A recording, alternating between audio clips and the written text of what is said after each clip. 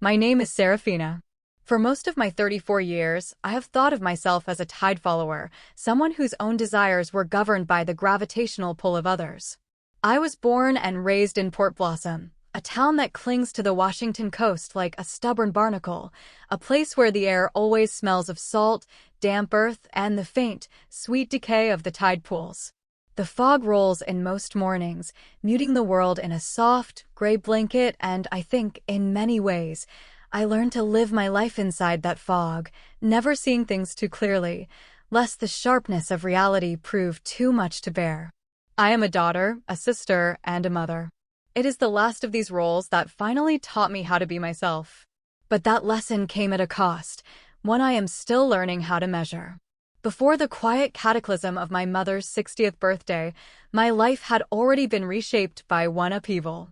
I had extricated myself and my daughter, Anya, from a marriage that had started with poetry and ended with the sound of shattering glass. My husband, Julian, had a charm as polished and as cold as a river stone. He was a master of the quiet corrosion, the slow drip of criticism that wears away your confidence until you're not sure of your own footing. When his anger finally overflowed, not in a torrent but in a single, violent act, a whiskey bottle thrown against a wall, missing me but making 9-year-old Anya flinch so hard she dropped her book, I knew I had to leave. And so I went back. Back to the sprawling, cedar-shingled house where I grew up, a house that held the echoes of every argument and every forced smile of my childhood. I returned not as a conquering hero, but as a refugee, my daughter's small hand clutched tightly in mine. My parents, Robert and Eleanor, took us in. It was the decent thing to do, the family thing to do. But their welcome was conditional, layered with the unspoken expectation of gratitude and a subtle, ever-present accounting of my failure. I was the eldest of two. My sister, Chloe, 2 years my junior, was the family's designated sunbeam. She was bright, effervescent, and unburdened by the sense of duty that had been woven into my bones since childhood. I was the responsible one, the one who got a scholarship to study design, the one who landed a coveted job at a prestigious firm in Seattle, Aperture Creative. For years, my salary had been a silent, third parent in the household. It paid for the new deck overlooking the Sound, for my father's top-of-the-line fishing boat, for the all-inclusive tour of the Italian lakes my parents took for their 35th anniversary, a trip they still spoke of with the reverence usually reserved for religious pilgrimages. I gave willingly, believing that this was what it meant to be a good daughter. Family, I thought, was a net, and we all had a responsibility to mend its holes. When I left Julian, I also left my job. The demanding hours, the late nights, the creative pressure, it was impossible to balance with a traumatized child, custody hearings, and the sheer, soul-crushing weight of starting over. I found part-time freelance work, enough to cover my own expenses and contribute a modest amount for groceries, but the river of plenty had dried up. The change in the household atmosphere was as palpable as the shift in the tides. My mother's sighs grew heavier. My father started making comments about the cost of heating oil. My sister Chloe, who lived in the converted daylight basement with her husband and their 2 boisterous toddlers, rent-free and blissfully catered to, began to look at me with a kind of pity that felt dangerously close to contempt. Anya felt it, too. She was a perceptive child, with eyes that saw more than most adults. She retreated into herself, her vibrant, chatty nature dimming like a lantern in the fog. She spent most of her time in our small attic room, drawing in her sketchbook and asking me, in a small voice, when we could get our own little house by the water. Soon, my love, I would promise, my own voice betraying a hope I didn't quite feel. This is just for a little while. We're just catching our breath. I really believed that. I believed in the idea of family as a sanctuary, a safe harbor in a storm. I had to believe it. Until the day of my mother's birthday, when I learned that a harbor can also be a place where pirates lie in wait, disguised as your own kin. At my mom's 60th birthday, everything seemed normal. The kind of normal that settles over a family like dust, obscuring the cracks in the foundation. The house smelled of my mother's famous lemon and lavender cake, a scent that was supposed to signify celebration, but for me was laced with the memory of 100 other occasions where I'd had to perform a happiness I didn't feel. My father was holding court on the new deck, recounting a fishing story that grew more heroic with each telling. My sister Chloe had strung up fairy lights that blinked in the pale afternoon light, a cheerful facade for the tension that always simmered just beneath the surface of her marriage. In other words, it was a perfectly constructed tableau of familial harmony. I moved through it carefully, a ghost at my own family's feast, keeping my voice low and my smile placid. Keep the peace. Don't make waves. Blend in. It was a mantra I had perfected over a lifetime. I helped clear plates, refilled glasses, and listened with feigned interest to my aunt's latest health complaint.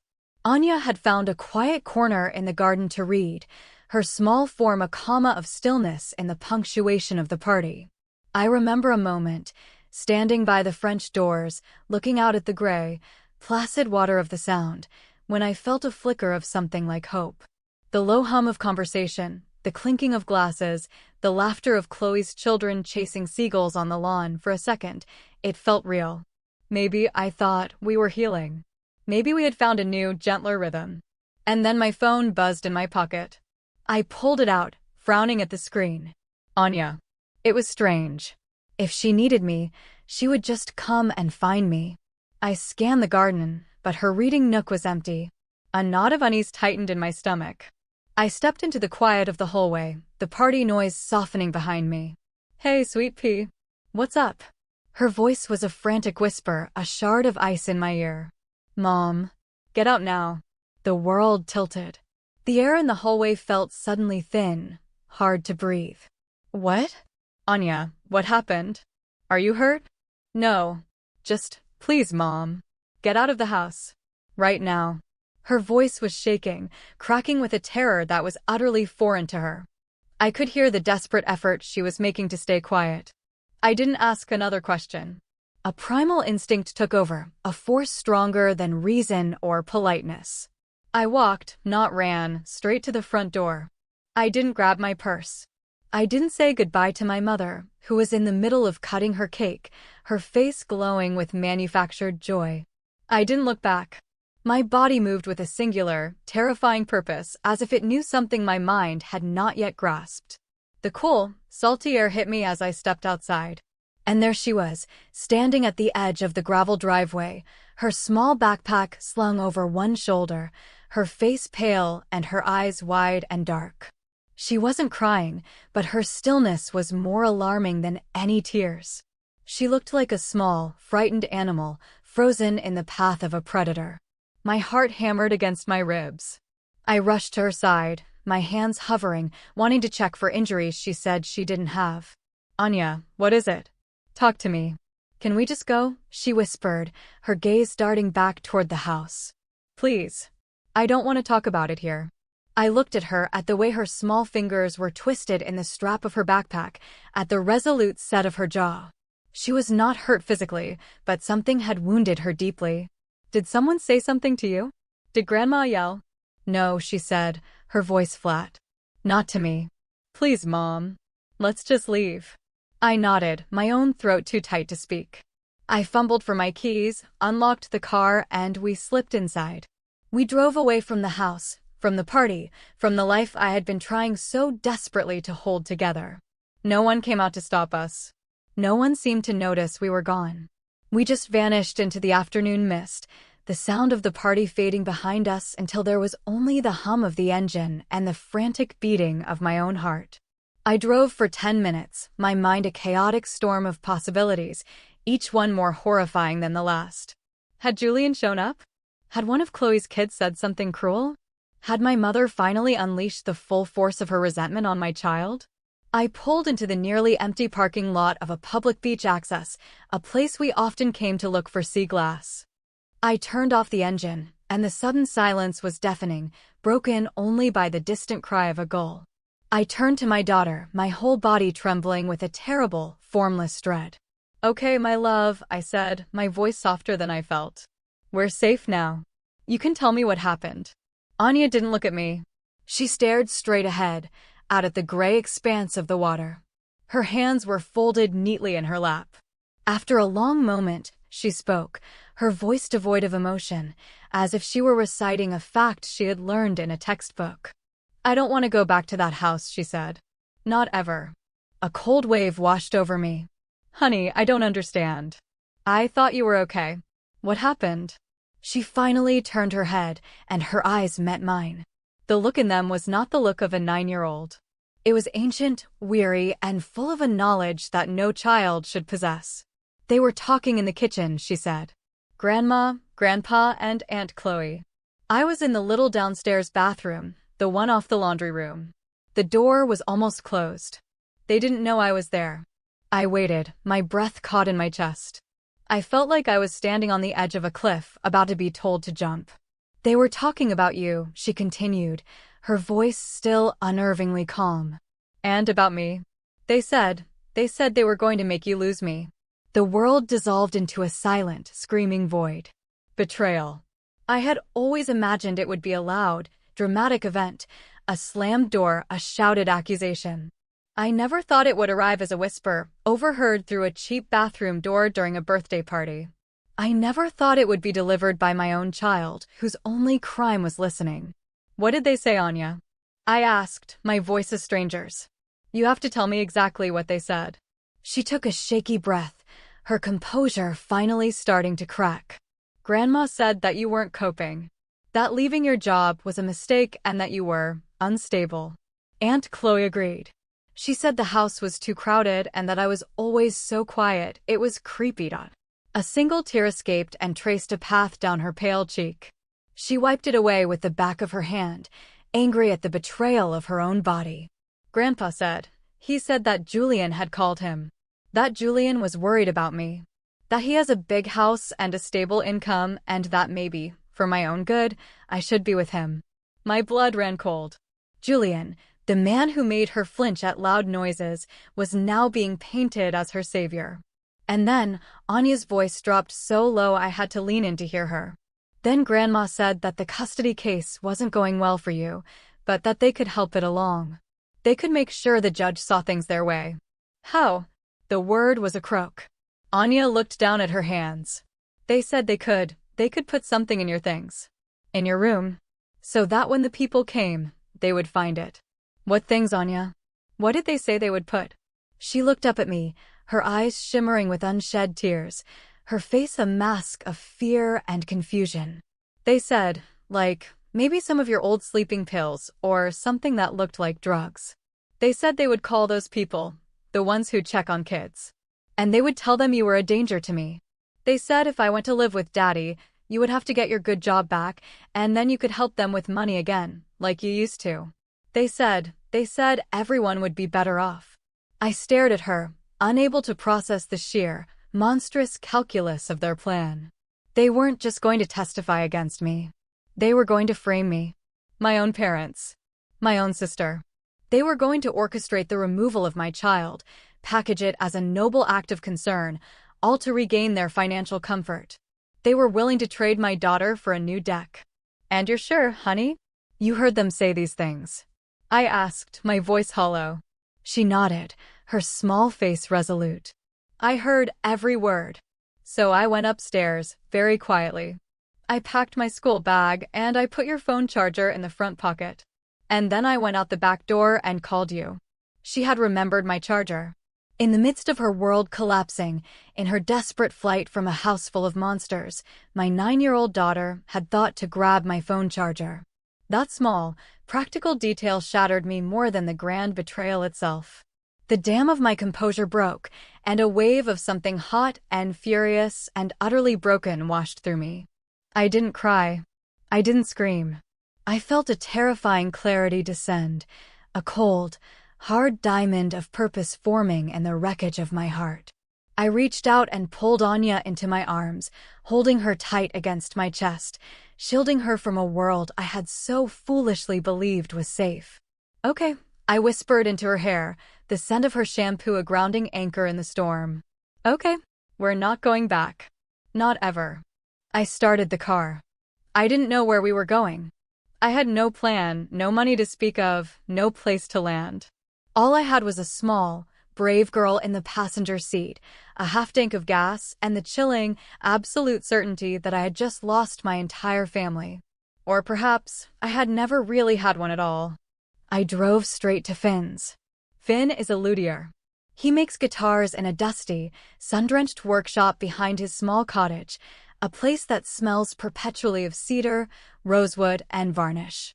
We've known each other since we were kids, since we were two awkward teenagers who bonded over a shared love for old folk music and a mutual disdain for our town's Friday night football games. Our friendship has been one of the few constants in my life, a quiet, sturdy structure that has weathered every storm without question. He is the kind of friend who doesn't need explanations. He opened his door, a smudge of wood stain on his cheek, and looked from my face to Anya's. He saw the silent panic in my eyes, the hollowed-out look on my daughter's face, and simply stepped aside. "The spare room is yours," he said, his voice calm and even. "For as long as you need." That night, Anya slept curled beside me on a pull-out couch that smelled faintly of sawdust, her breathing finally deep and even. I lay awake for hours, staring at the unfamiliar shadows on the ceiling, replaying the overheard conversation in my head until the words lost all meaning and became a venomous, buzzing drone. My phone vibrated on the end table, a relentless series of frantic texts and missed calls from my parents and sister. I let it buzz until the battery died. Each vibration felt like a stone being thrown against the fragile walls of the sanctuary we had found. The next morning, I walked Anya to school. As we approached the gate, I saw them. My parents, standing there like two grim sentinels, their faces etched with a mixture of anger and theatrical concern. Anya's hand tightened in mine, and she froze. "It's okay, sweet pea," I said, my voice a low, steady murmur. "You go on in. I'll handle this." She gave me a quick, worried look and then scurried past them, disappearing into the relative safety of the schoolyard. I turned to face them, feeling a cold, unfamiliar calm settle over me. The fog had finally lifted, and I could see them with perfect, painful clarity. "Where have you been?" my mother, Eleanor, snapped, forgoing any pretense of a greeting. "We were worried sick." "You can't just disappear with your child." "I didn't disappear," I said, my voice level. "I removed my daughter from a toxic and dangerous environment." My father, Robert, scoffed. "Dangerous?" "Serafina, don't be so dramatic. It was a birthday party." "She heard you," I said, looking directly at my mother. "She heard everything you said in the kitchen. Your neat little plan to sabotage my custody case." A flicker of something, guilt? Fear, crossed my mother's face before it was replaced by indignant denial. "That is ridiculous. She's a child. She must have misunderstood." "Did she misunderstand the part where you were going to plant drugs in my room and call Child Protective Services?" The color drained from her face. My father shifted his weight, unable to meet my eyes. "We were just talking," my mother stammered, her voice losing its sharp edge. "Hypothetically. We're worried about you, Serafina. You've been under so much stress, you're not yourself." "I have never been more myself than I am in this moment."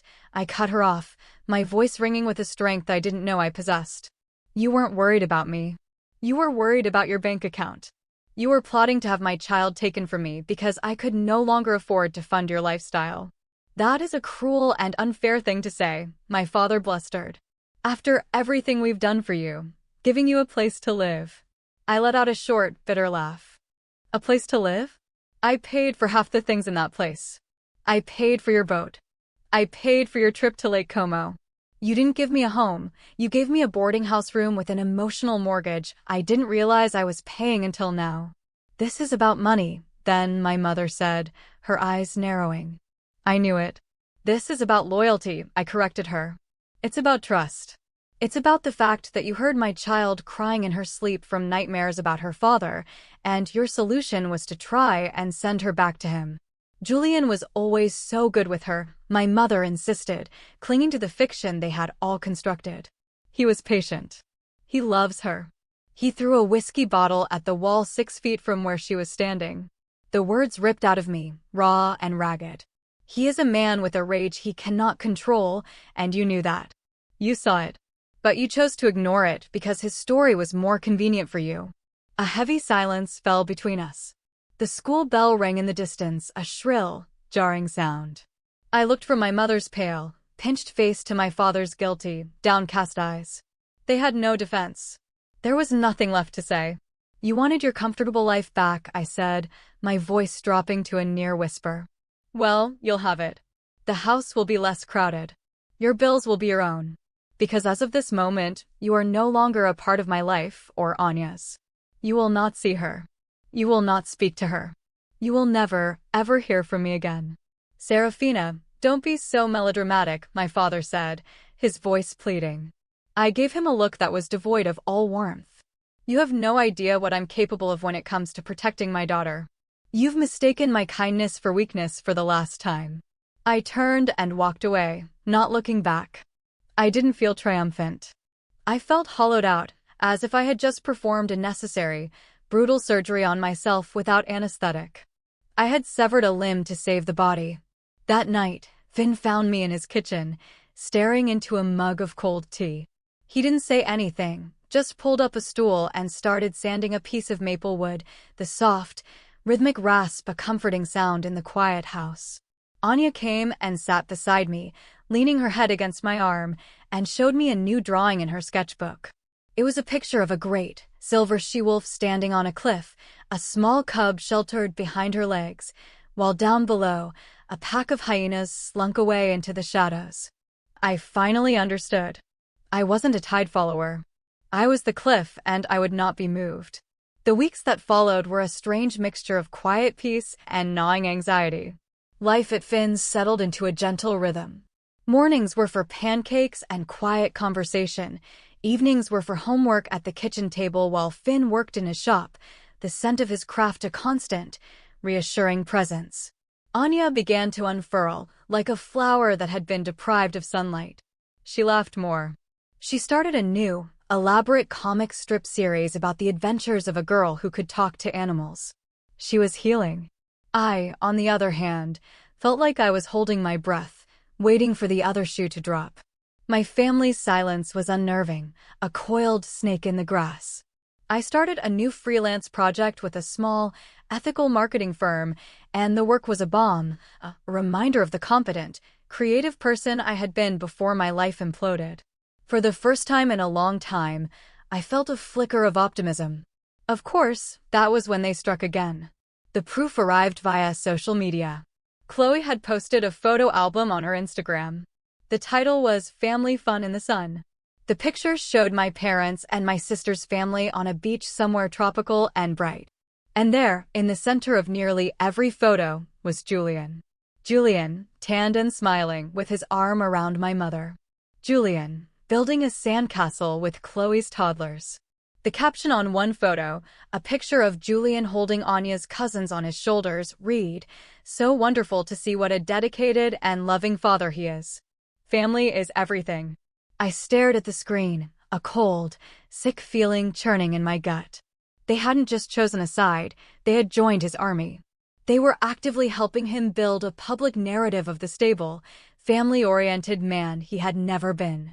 Finn looked over my shoulder at the phone. He didn't say a word. He just went to the kitchen and came back with a glass of water and 2 pieces of the dark chocolate he kept for emergencies. "They're building their case," he said quietly. 2 days later, Child Protective Services knocked on his door. It was a Thursday morning. Anya was at school. I opened the door to a woman with kind eyes and a heavy clipboard, and a man who stood behind her, his expression neutral but observant. "We received an anonymous report," the woman said gently. "Concerning the welfare of your daughter, Anya." My heart plummeted. "Anonymous?" I asked, though I already knew the answer. "The report alleged that you had absconded with your child, that you were living in an unstable environment with an unrelated male, and that you were exhibiting erratic behavior." The words were a direct transcript of the lies my mother had planned to tell. They had gone through with it. I stepped back and let them in, my mind numb with a mixture of rage and sheer disbelief. They walked through Finn's tidy, sunlit cottage. They saw the shelf of Anya's books, her drawings taped to the refrigerator, the half-finished puzzle on the coffee table. They spoke to Finn, who calmly explained our long-standing friendship and the circumstances that had led to us staying with him. They were professional and polite, but the violation of it, the cold, bureaucratic intrusion into the safe haven we had built, left me feeling flayed open. After they left, assuring me they would only be in touch if further action was warranted, I walked into the bathroom and was violently sick. They were trying to burn my world down, and they were using my own child as the kindling. The custody hearing was scheduled for the following month.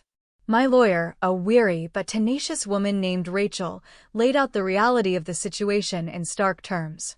Their testimony will be powerful, Serafina. Grandparents carry a lot of weight in family court. They're going to paint a picture of you as an unstable, single mother and contrast it with Julian, backed by a loving, concerned family. It's going to be difficult. So, what do? I asked, my voice thin. Rachel looked at me, her expression serious. We tell the truth. And we may need to ask Anya if she is willing to speak to the judge. The thought of putting my daughter on a witness stand, of asking her to recount the ugliest moments of her life in a cold, sterile courtroom, was horrifying. But when I talked to her about it that night, her response was immediate and firm. I'll do it, she said, not even looking up from her drawing. I want the judge to know what really happened. I want to stay with you. In her drawing, the she-wolf now had a name, Silver. And she was no longer just standing on the cliff, she was teaching her cub how to howl at the moon. The day of the hearing, the courtroom felt airless and hostile. Julian was there, dressed in an expensive suit, his face a mask of solemn concern. My parents and Chloe sat directly behind him, a united front of betrayal. They wouldn't look at me. When I walked in with Anya, my mother flinched as if she'd been struck. The first day was a blur of calculated falsehoods. My mother took the stand and spoke, her voice trembling with what sounded like genuine emotion about my moods, my instability since the divorce. She called me fragile. My father nodded in agreement, testifying that Julian had often called him, expressing deep worry for Anya's well-being. Chloe described my quiet, withdrawn daughter as unhappy and isolated, implying it was my fault.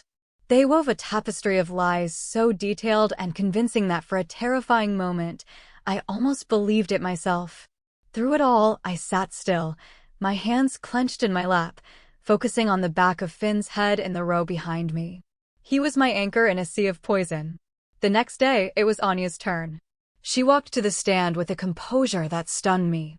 She sat in the big chair, her feet barely touching the floor, and looked directly at the judge, a kind-faced woman with graying hair.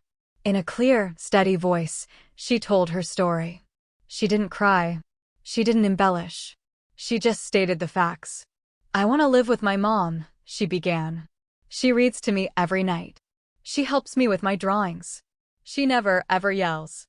She makes me feel safe. The judge asked her about her father. Anya hesitated for a fraction of a second. He gets angry, she said. His face gets tight and his voice gets loud. He threw a bottle once. It smashed against the wall and it scared me. A hush fell over the courtroom. And why don't you want to see your grandparents? The judge asked gently. Anya took a breath. Because I heard them. In the kitchen. At Grandma's birthday party. They said they were going to make my mommy lose me. They said they were going to put something bad in her stuff to get her in trouble with the police. They said it would be better if I lived with my dad, so my mom would have to make more money to give them. Dead silence. I could feel the shock radiate through the room. I risked a glance at my family. My mother's face was ashen. My father was staring at the floor. Julian looked furious. But the final, damning piece of evidence came not from testimony, but from Julian himself. During a short recess, I saw him approach my mother in the hallway. He was hissing at her, his face contorted with a rage that was anything but loving or concerned. He was furious that Anya's testimony had undone their carefully crafted narrative. I saw him grab my mother's wrist, his fingers digging into her skin. She cried out, a small, sharp sound of pain and shock, and tried to pull away. My father, galvanized into action for the first time, stepped between them, pushing Julian back. And in that one ugly moment, the mask was gone. My parents finally saw the man they had allied themselves with. Not the charming, worried father, but the angry, controlling bully I had escaped. They didn't return to the courtroom after the recess. Rachel later informed me that they had formally withdrawn their testimony. The case collapsed. The judge awarded me sole physical and legal custody, with Julian granted only supervised visitation, conditional on him completing an anger management program. We won. As we walked out of the courthouse into the bright, clean afternoon, Anya slipped her hand into mine. Finn was waiting for us on the steps. He didn't say, "I told you so," or "Congratulations." He just smiled, a real, warm smile that reached his eyes, and said, "Let's go home and get some ice cream." And for the first time in a very, very long time, I felt the tight knot of fear in my chest finally begin to dissolve. It has been 2 years since that day. 2 years of quiet, steady, deliberate healing. The silence from my family is no longer a coiled threat, it is a peaceful expanse. The life Anya and I have built with Finn is small and ordinary, and more beautiful than I could have ever imagined. We live in his little cottage, which no longer feels like his, but ours. The scent of sawdust and sea salt is the smell of home. Finn and I fell in love so slowly and naturally it was like watching a season change. There was no grand, cinematic moment, just a series of small, quiet truths. It was in the way he'd leave a cup of tea on my desk when I was working late. It was in the way he listened to Anya's intricate wolf theories with the gravity of a scholar. It was in the night he found me crying silently on the porch, overwhelmed by the memory of it all, and simply sat with me, his presence a warm, solid weight beside me, until the tears stopped. One evening, as we were washing dishes, he turned and kissed me, and it felt less like a beginning and more like a homecoming. Anya is thriving. She is 11 now, on the cusp of adolescence, and she is fierce and funny and full of a light that I was once terrified had been extinguished forever. She calls Finn her bonus dad, and he is teaching her how to carve small, smooth animals out of scrap wood. Our house is full of them, a lopsided owl, a sleek river otter, a tiny, determined-looking wolf. My parents did try to reach out once, about a year ago. They appeared on our doorstep on a Saturday morning, holding a box from a local bakery. My mother's eyes were full of a weary sadness. "We made a terrible mistake, Serafina," she said, her voice thin. "We didn't understand what he was really like. We just miss you. We miss Anya." Before I could form a response, Finn stepped quietly into the doorway beside me. He didn't say a word, just looked at them with a calm, unwavering gaze. Anya peeked out from behind my legs, her expression unreadable. In their faces, I saw the ghosts of what we had been, but I felt no pull to return. The path back to them was overgrown with the weeds of their betrayal, and I no longer had the desire to clear it. "I think it's best if you go," I said, my voice gentle but firm. There was no anger left, only a profound and bottomless sadness for what could have been. They left the box of pastries on the porch steps. We gave them to a neighbor. I heard through the town grapevine that things are not easy for them. The financial strain is real. Their alliance with Julian dissolved the moment he was no longer useful, and the story of what they tried to do spread through our small community. Some old friends have fallen away. Apparently, trying to frame your daughter and trade your granddaughter for financial security is a social faux pas, even in a town as tolerant of eccentricity as Port Blossom. Sometimes, late at night, when the house is quiet and I hear the sound of the waves on the shore, I think about forgiveness. I wonder if there is a version of my life where I could let them back in. But then I look at my daughter, sleeping peacefully in her bed, her face untroubled, and I look at the man sleeping beside me, who showed me what true, unconditional support looks like, and I know I made the right choice. Family, I have learned, is not just about the blood you share. It is about the people who show up when the tide goes out, who help you search for treasures in the sand, who stand with you on the cliff and teach you how to howl at the moon. It is a structure you build yourself, out of truth and trust and love. My family is small, but it is strong. It is my harbor. And this time, I know without a doubt that I am safe.